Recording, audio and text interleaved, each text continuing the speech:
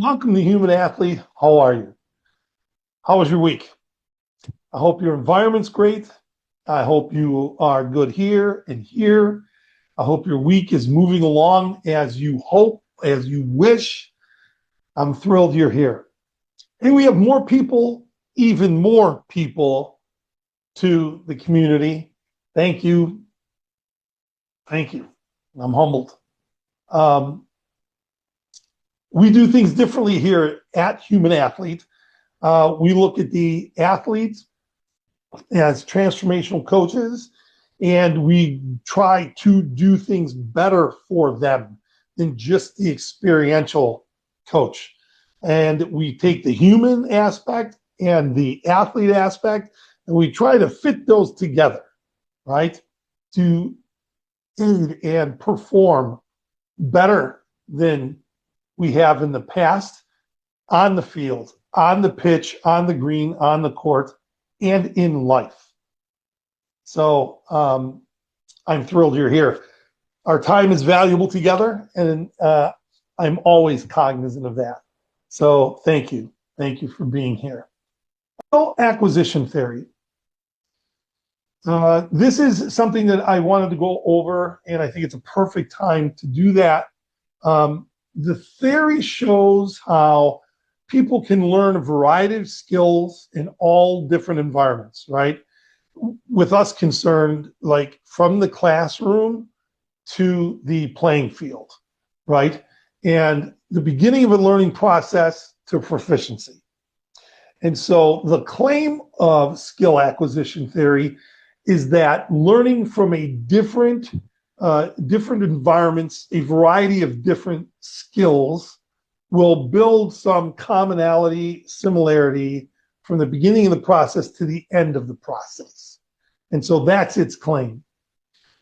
But we have to remember, right, that development of motor skills is completely dependent on these things. The age that you are coaching, pediatric, adolescent, young adult, long-term athletic development, and the autonomous development of motor skills within an individual athlete, right? None of these work on the same level at the same time at the same day.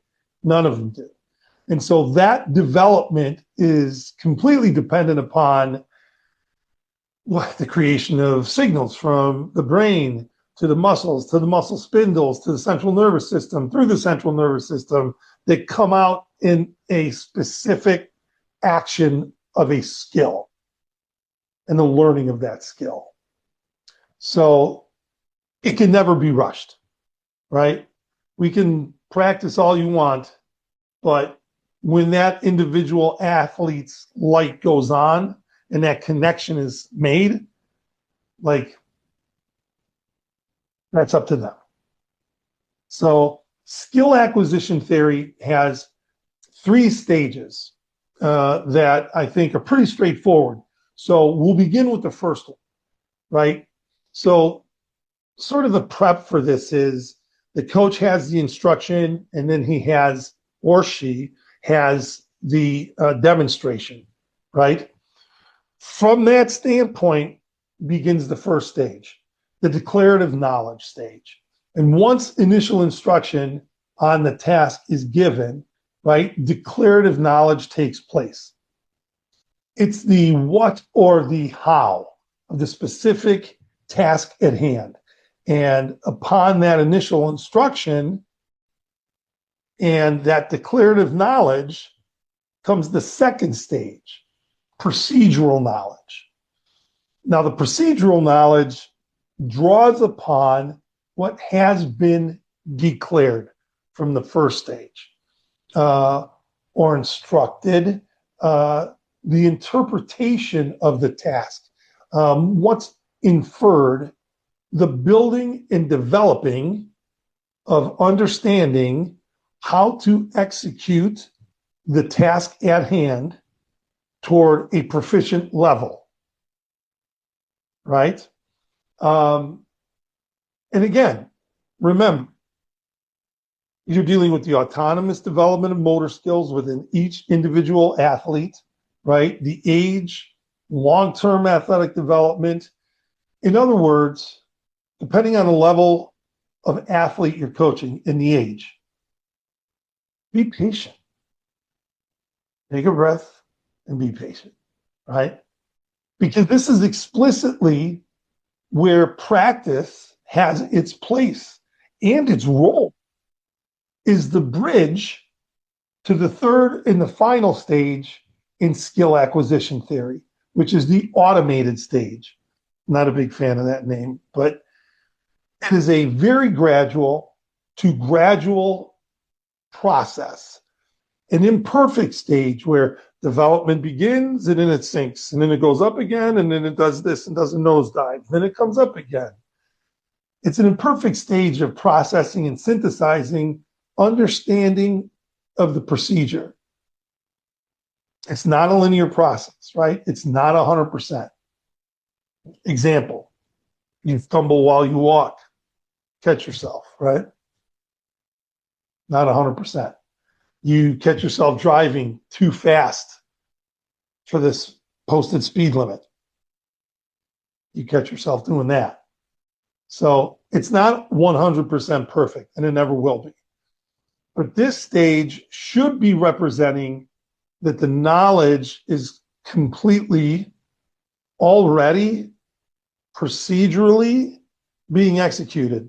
Not perfectly, but you see the process. Different stages, different athletes, you can identify as a coach the process, that they're on the right path. So now we know, right? There's the declarative level, the declarative stage in skill acquisition. There's the procedural stage in skill acquisition.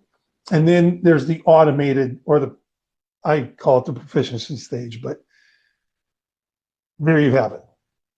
Instruction, demonstration, declarative stage, from the declarative stage to the procedural stage, from the procedural stage to the automated or the proficiency stage. Knowing all of this though now, like, what exactly is practice? Seems to me that practice is a little bit more complex when we take a different look at it, right? From a different perspective. Skill acquisition theory. I'll include my notes underneath the video. I hope you are well. I will see you soon. Be well. Take care of each other. Stay safe out there. Please stay safe out there. Human athlete. You cannot be one without being both. Everybody wants this.